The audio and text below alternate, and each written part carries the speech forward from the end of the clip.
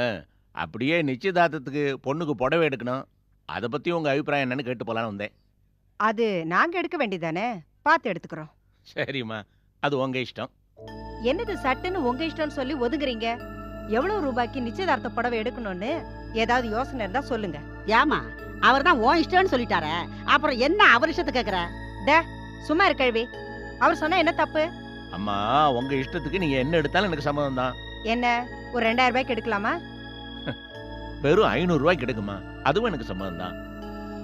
நிச்சயதார்த்த புடவை வெறும் 500 ரூபாய்க்கு எடுக்கிற அளவுக்கு நாங்க என்ன தரந்தாழ்ந்தா போயிட்டோம்? இல்ல நாங்க என்ன அண்ணக்காவடியா? அம்மா, நான் அந்த அர்த்தத்தை சொல்லல. வேணாம்மா, 5000 ரூபாய்க்கு எடுக்கு, அதுவும் சம்மதம் தான். அது சரிதான். நாங்க 5000த்துக்கும் 10,000த்துக்கும் நிச்சயதார்த்த புடவை எடுத்தாலும் நீங்க போறத தானே போட போறீங்க. ஒண்ணும் கொட்டி கொடுத்து அனுப்ப போறது இல்லையே. அளவோடைய செய்வோம். நீ என்ன சொல்ற கிழவி? ஏமா உன் வாயை கொஞ்சம் மூடுறியா? ஐயோ, வாயை திறந்தா மூடவே மாட்டேங்கிறிய தாயே. தம்பி, மாப்பிள்ளை வரத்துக்கு இன்னும் லேட் ஆகுமோ? ஆமா, அவன் வரத்துக்கு எப்படி ராத்திரி ஆகும். ஏம்மா, அண்ணன் வர நேரம் தானே? டேய் சும்மா இருடா, ரொம்ப தெரிஞ்ச மாதிரி பேசாத.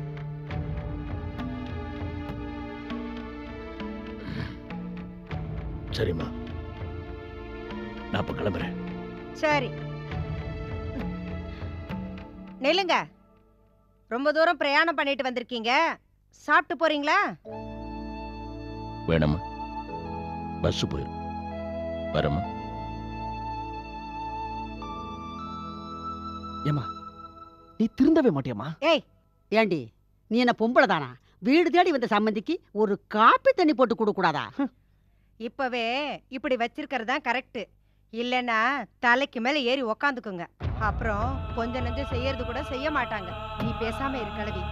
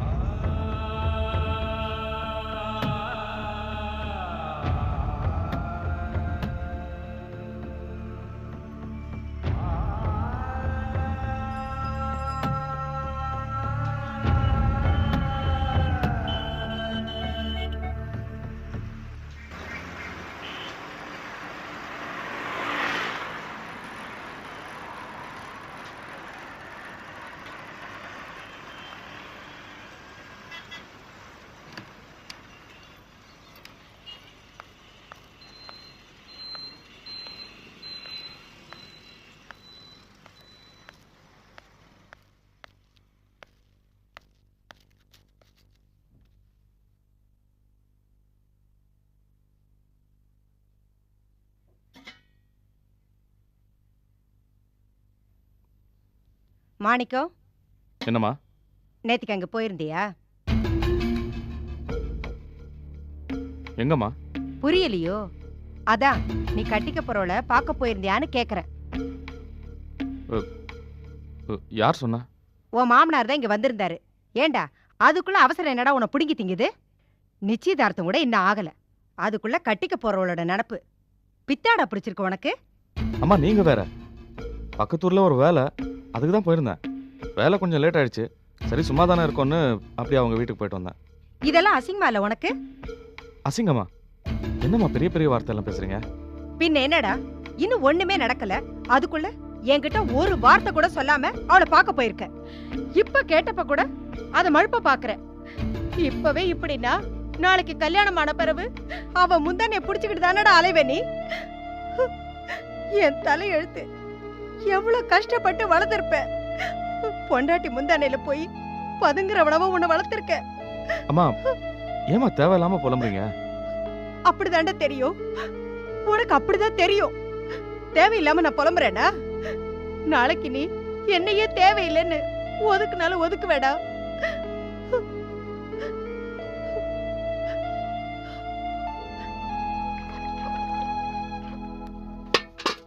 அண்ணே, எங்க கிளம்பிட்டீங்க? அம்மா ரொம்ப கத்துறாங்கடா. கொஞ்சம் வேகம் குறைவிட்டோம். இப்போ நான் என்ன பேசினாலும் காதில் வாங்கிக்க மாட்டாங்க, ஏதாவது பேசிட்டே இருப்பாங்க. அண்ணே, நீங்க அவங்க வீட்டுக்கு போறதுல என்ன தப்பு இருக்குன்னு அம்மா கத்துறாங்கன்னு எனக்கு தெரியலண்ணே. என்னை பொறுத்த வரைக்கும் நீங்க அங்க போனதுல ரொம்ப சந்தோஷம். உனக்கு என்னடா சந்தோஷம் அதில்? ஆமா, நீங்க தேடி போனது வரப்போற அணி மேல நீங்க வச்சிருக்கிற பிரியத்தை காட்டுதுல்ல, அந்த பிரியம் ஒண்ணு போதும்ண்ணே. நீ வேற. நான் ஒன்றும் அந்த பொண்ணை பார்க்க போல. அம்மா மாதிரியே ஏதாவது வளராத. அப்புறம் வேற எதுக்கு போனீங்க? சொந்தமாக பிஸ்னஸ் பண்ணோன்னு ஒரு எண்ணம். அந்த ஊரில் அருமையான வாழைத்தோப்புன்னு இருந்தது. அந்த தோப்புக்காரரை பார்த்து பேசிட்டு வரலான்னு போனேன். அவர் நம்ம சம்மந்தி வீட்டுக்கு ரொம்ப வேண்டுபட்டு வரான். ஒரு வழியாக பேசி முடிச்சு தோட்டத்தை குத்தகை கொடுக்க ஒத்துக்கிட்டாரு. அவ்வளவுதானா? ஆமாடா. அம்மா தான் நான் ஏதோ அந்த பொண்ணை பார்த்து உருக போனேங்கிற மாதிரி பேசுகிறாங்க. சரி, பிசினஸ் விஷயமா தான் போனேன்னு அம்மாட்ட சொல்ல வேண்டியதானே, ஏன் சொல்லல? காரணமாக தான். அம்மா ஒரு ஓட்டவாய். அம்மா கிட்ட சொன்னா முதல்ல இந்த விஷயத்தை போய் முதலாளி கிட்ட சொல்லிடுவாங்க. முதலாளி என்னதான் நல்லவராக இருந்தாலும் ஒரு முதலாளி தங்கிட்ட வேலை பார்த்தவன் இன்னொரு முதலாளி வரதா பொறுத்துக்க மாட்டான். அவர் ஏதாவது செஞ்சு காரியத்தை கெடுத்துட்டா அதனால தான் சொல்ல. நீயும் யார்கிட்டே சொல்லாத, புரியுதா? சரி, அண்ணி பாத்தீங்களா? பார்த்தேன். எதுக்கு கேட்குற? இல்ல, சும்மா தான். நல்லா பேசுனாங்களா? சாதாரணமாக பேசிக்கிட்டோம். ஏன்டா அம்மா மாதிரியே யோசிக்கிற? இங்க பாரு, நமக்கு எனக்கு இந்த ரொமான்ஸ் பண்ணுற வயசெல்லாம் தாண்டியாச்சு. காசை சம்பாதிக்கணும். பட்டா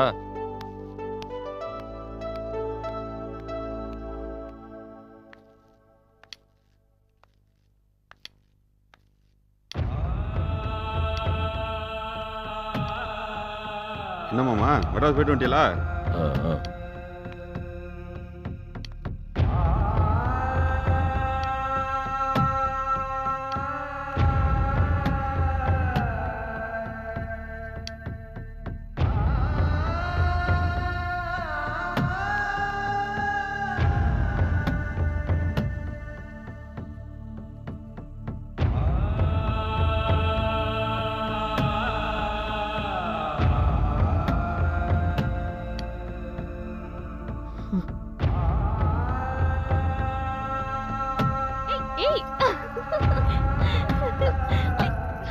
போடாத. நில்லு.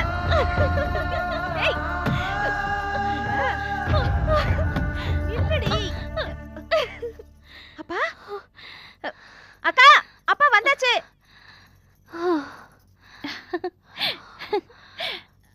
அப்பா, அப்பா.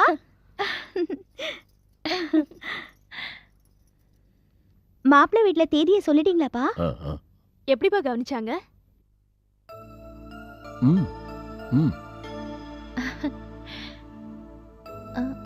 என்னப்பா என்னமோ மாதிரி டல்லா இருக்கீங்க? அது ஒன்றும் இல்லைம்மா. நாள் பூரா வெயில்ல சுத்தினல்ல, கொஞ்சம் சோர்வா இருக்கு. அப்பா, சம்மந்தி வீட்ல வேற என்ன பேசுனீங்க? பொதுப்படையா தான். சரோக்கா மாப்பிள்ளை பாத்தீங்களா? இல்லைம்மா, நான் போனப்போ ஒரு வீட்டில் இல்லை. வரத்துக்கு லேட் ஆகும்னாங்க. அவ்வளோ நேரம் வெயிட் பண்ண முடியாது இல்லையா, அதான் பார்க்காமே வந்துட்டேன். சம்மந்தி அம்மா வேற ஒண்ணுமே பேசலையாப்பா? ஓ, பேசினாங்களே. நிச்சயதார்த்தத்துக்கு சரோக்கு புடவை எடுக்கிறத பத்தி பேசினாங்க. எவ்வளவுக்கு எடுக்கிறாங்களாப்பா? அவங்களுக்கு சரோவை ரொம்ப பிடிச்சு போச்சான். அதான் கொஞ்சம் காஸ்ட்லியா எடுக்கலான்னு பேசிட்டாங்க. பரவாயில்லையே. 5000 ரூபாய் கூட புடவை எடுக்க அவங்க தயாரா இருக்காங்க. 5000 ரூபாவா?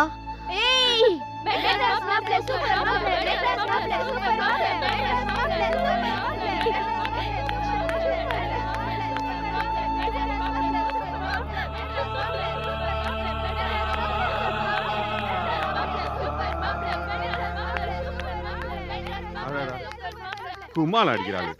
ஏன் அவன் தான் 5000 போட்டு போட எடுப்பானா? நான் எடுக்க மாட்டேனா? நான் என்ன விரும்பல. பக்கத்தா போயிட்டு கலக்கிறேன் பாரு. என்ன பண்றேன்னு பாரு.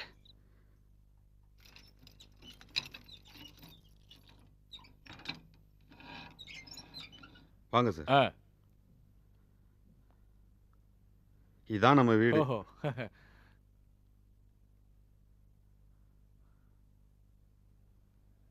வீட்டில் இருக்கிறது இல்லைன்னு சொன்னீங்க, ஆனால் வீடு பளிச்சுன்னு இருக்கு. வீட்டில் நான் இல்லாட்டினாலும் எங்கள் அக்கா மக சாரோ தினமும் வீடு கூட்டி வேலைக்கு ஏற்றுறதுக்கு தவறவே மாட்டா சார். பரவாயில்லையே, வீட்டு மேலே அவ்வளோ அக்கறையா? அக்கறை மாமா வீட்டில் மட்டும்தானா இல்லை மாமா மேலேயுமா?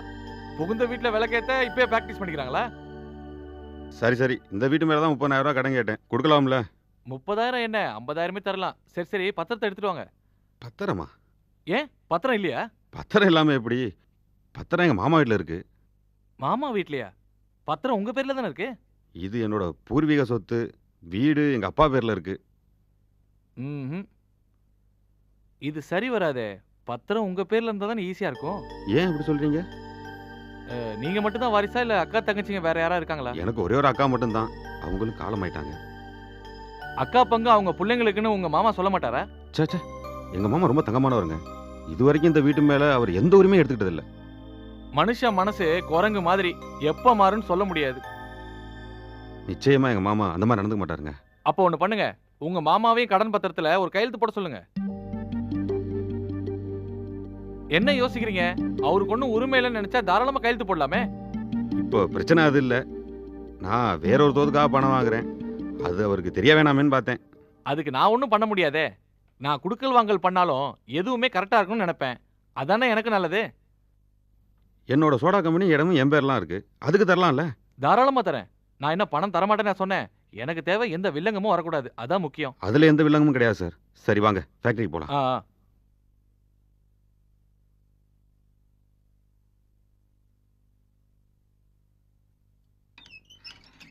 வாங்க சார்.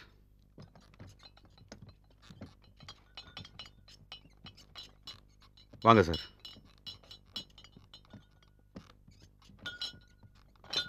உட்காருங்க சார். 2 வருஷமா நடந்துகிட்டு இருக்க ஃபேக்டரி. மிஷின்லாம் ரொம்ப குவாலிட்டியான ஐட்டம்.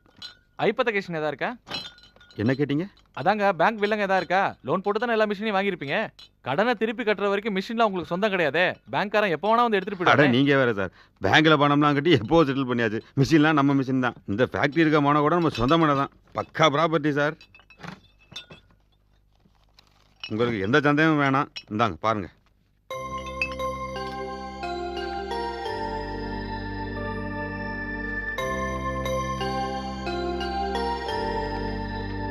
பரவாயில்லையே, டாக்குமெண்ட்லாம் கிளீனா தான் வச்சிருக்கீங்க. நான் எதுலையுமே சுத்தமான ஆளு சார், ரொம்ப பக்காவா இருப்பேன். ஒரு அவசரம் இல்லைன்னா உங்ககிட்ட கேட்டிருக்க மாட்டேன். அது சரி, அவசர தேவைங்கிறதும் பண பிரச்சனைங்கிறதும் பெரிய பெரிய கோடீஸ்வரனுக்கே வர்றது தானே. அதான் திடீர்னு கல்யாண பேச்சு வந்துருச்சு, வர வேண்டிய பணம்லாம் அங்கங்கே லாக் ஆகி போச்சு, அதான் பிரச்சனை. சரி, இப்போ உங்களுக்கு எவ்வளவு தேவைப்படுது? ஒரு 30 ரூபா தேவைப்படுது. என்னது 30,000மா? என்ன சார் 30,000 வாயை பொழந்துட்டீங்க? இந்த இடம் கட்டடம் மிஷினரிஸு இதெல்லாம் சேர்த்து என் ஃபேக்டரியோட மதிப்பு 1.5 லட்ச ரூபா வரும். இதை வச்சுக்கிட்டு ஒரு 30,000 ரூபா தரதுல என்ன சார் பிரச்சனை? அதுக்கு இல்ல, கையில இப்போ ஒரு 10,000 தான் இருக்கு. மீதி ஒரு 4 நாள் கழிச்சு தான் நான் தர முடியும். அதை பற்றி பரவாயில்ல சார். அப்ப சரி, நான் டாக்குமெண்ட்லாம் ரெடி பண்ணி வச்சிடறேன், சாயங்காலம் வந்துருங்க. சரி சார். இன்னொரு விஷயம், நான் பணம் விஷயத்துல தவிதாட்சம்லாம் பார்க்க மாட்டேன். அப்படி பார்த்தா நான் பிழைக்க முடியாதுல்ல. வட்டி விஷயத்துலயும் பணத்தை திருப்பி தர விஷயத்துலயும் நீங்க கரெக்டா இருக்கணும். அதான் நம்ம 2 பேருக்குமே நல்லது. ஏன்னா நாளை பின்னாடி ஒருத்தர் மூஞ்சில ஒருத்தர் முழிக்கணும் இல்லையா? அது என்ன சார் அப்படி சொல்லிவிட்டீங்க? இந்த போஸை பற்றி ஊரில் கேட்டு பாருங்க, எவ்வளோ வீராப்பன ரோசாக்காரன்னு சொல்லிட்டு. சார் சொல்லு பொறுக்க மாட்டேன் சார், நான் மாதம் தப்புனாலும் தப்புமே தவிர உங்கள் காசு தப்பா வீடு வந்து சேரும், எழுதி வச்சுக்கோங்க. அப்படியா? ரொம்ப சந்தோஷம். இந்த மாதிரி ஆளுங்கிட்ட வரவசல வச்சுக்கிட்டா எனக்கு பிரச்சனையே இல்லை. நான் வரேங்க. வாங்க சார். என்ன முதலாளி, இந்த ஆள்கிட்ட பணம் வாங்க போறீங்க? ஆமாண்டா. சோடா ஃபேக்டரி வச்சா பணம் வாங்க போறீங்க? ஆமாம், காசு தருவேன், கேரண்டி இல்லாமலா பணம் தருவேன்? காசு விஷயத்துல அந்த ஆள் ரொம்ப கரார் முதலாளி. நான் எவ்வளோ கராரான ஆளுன்னு உனக்கு தெரியும்ல. கேட்குறேன்னு தப்பா நினைச்சுக்காதீங்க முதலாளி. எதுக்கு உங்களுக்கு இவ்வளவு பணம் திடீர்னு தேவைப்படுது? நிச்சயதார்த்தம் வச்சுட்டாங்க, அதான் சரோவுக்கு பார்த்துருக்கான். 5,000 ரூபாய் பட்டு புடவை எடுத்துருக்கானா. என் மாமன் பிள்ளைகள் சொல்லி பீத்திக்கிட்டு இருக்கான். ஏன்டா மார்க்கெட்டை வேலை செய்கிற அவனே 5,000 ரூபாய் புடவை எடுத்துருக்கானா. இந்த ஃபேக்டரி ஓனர்னா அவனை ஒன்றும் தூக்கி சாப்பிடணும்டா. அண்ணே, உங்களுக்கு தனத்தை பிடிக்கல, சரோஜாமா மேலதான் பிரியம். அப்படி இருக்கும்போது எதுக்குன்னு இந்த வெட்டி செலவு? காரணமா தாண்டா, நான் எடுக்கிற நகை புடவை எல்லாத்தையும் பார்த்து அவ ஏங்கணும். இந்த மாதிரி மாமனை கட்டிக்க முடியலைன்னு சொல்லி மனசுக்குள்ள புழுங்கணும். எப்படி இருந்தாலும் நிச்சயம் நிக்க போகுது, அவளை நான் தான் கட்டிக்க போறேன். நகை புடவைலாம் அவளுக்கு தானே. அண்ணா, ஒரு பக்கம் பட்டு புடவை நகை அது இதுன்னு வாங்குறீங்க, மறுபக்கம் நிச்சயார்த்தத்தை நிறுத்த போறேன்றீங்க. அது எப்படி நிறுத்துவீங்க? ரொம்ப ஈஸிடா. நிச்சயத்துக்கு முத நாள் போய் ஏன்டா பொறுக்கி சரோஜா மாதிரி உத்தமிக்கு நீ ஆடா மாப்பிள்ளைன்னு சொல்லி கலட்டா பண்ண போறேன். அந்த ஆளை பத்தி தப்பா எதுவும் கேள்விப்பட்டீங்களா? யாருக்கு தெரியும், சும்மா சவுண்ட் விடுவோம்டா. அதே யோக்கியனா இருந்தா சண்டைக்கு வருவான், இல்லைன்னா நான் போற சண்டையில இந்த சம்மந்தம் வேணான்ட்டு அப்படியே ஓடி போயிடுவான், இல்லைன்னா ஓட வச்சிடறேன். ஓஹோ, அப்படியா? ஒருவேளை நிஜமாவே எசகு பொசகான ஆளுன்னு வச்சுக்க, அவனை அங்கேயே கிளின்னு கிழிச்சு நேரா என் மாமன் கிட்ட வந்து என்னையா மாப்பிள்ளை பார்த்து வச்சிருக்கேன்னு அந்த ஆளை 2 வாங்கி ஏற்கனவே பேசினபடி சரோஜா கல்யாணம் செட்டில் ஆயிருவேன்டா. ஏதோ சொல்றீங்க, ஆனா குழப்பமான திட்டம் தான். நிறைவேறது 2ஆம் பட்சம். நல்லா வாயில வருது பார், நிறைவேற்றி காட்டுனா இல்லையா பாடுறா. ஒருவேளை அவன் நல்லவனா இருந்து உங்க சவுண்டுக்கெல்லாம் அவன் அசராதவனா இருந்தா டோட்டலா பிளானே மாத்திடுவேன். சரோஜாவை தூக்கிட்டு போய் தாலி கட்டிடுவேன்.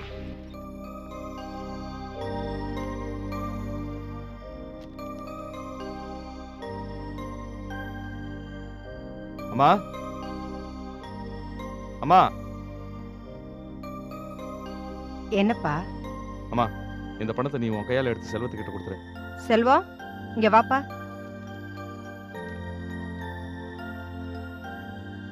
இந்த செல்வம், உங்க அண்ணன் சொல்ற இடத்துல இதை கொடுத்துருப்பா.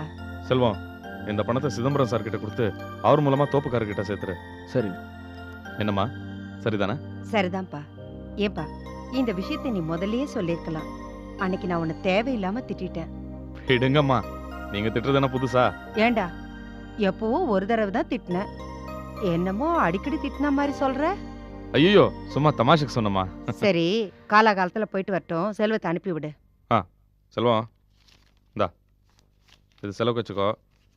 அப்புறம் அண்ணனுக்கு வேலை இருந்துச்சு, வர முடியல, நீங்களே கூட இருந்து இந்த பணத்தை தோப்புக்காரர்கிட்ட ஒப்படைச்சிருங்கன்னு சொன்னாரு அப்படின்னு விவரமா பேசி பணத்தை கொடுத்துட்டு வந்துரு. போயிட்டு வா. வரமா. செல்வம், போயிட்டு வேலை முடிஞ்சதும் சட்டுன்னு கிளம்பி வந்துடணும். என்ன இருந்தேன் சாப்பிட்டேன்னு ஏதாவது சொல்லிக்கிட்டு இருக்காத. 5 பொண்ணுங்க இருக்கிற வீடு, நாம தான் ரொம்ப பதுவசா நடந்துக்கணும். ஜாக்கிரதை. என்ன புரியுதா? புரியுதுமா. ஏமா கிளம்புற நேரத்துல ஏதாவது சொல்லிக்கிட்டே இருக்க? வரேண்ணே. போயிட்டு வா. மா, ஏமா செல்வத்துக்கிட்ட இதெல்லாம் போய் சொல்லிக்கிட்டு? அவன் நல்ல பையன் தானே.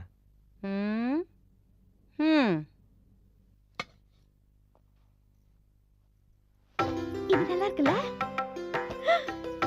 சூப்பரா இருக்கு. எப்படி இருக்கு சொல்லுங்க. வாவ்.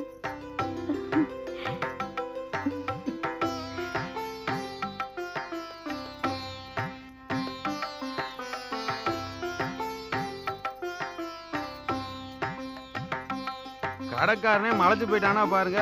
அவன் கேக்குறான், நெசமா சொல்லுங்க சார், இதெல்லாம் கல்யாணத்துக்கு தானேன்னு.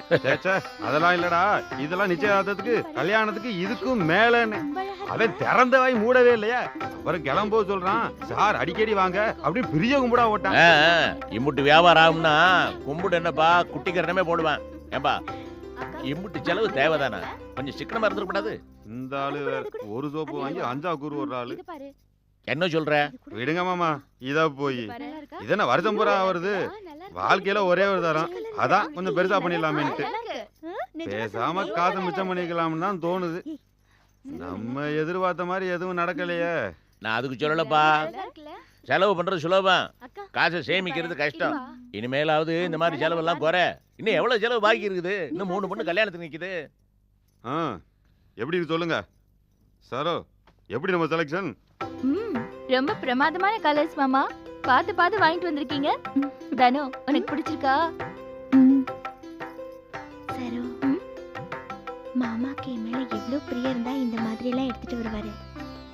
நான் கொஞ்சம் கூட எதிர்பார்க்கவே இல்லை.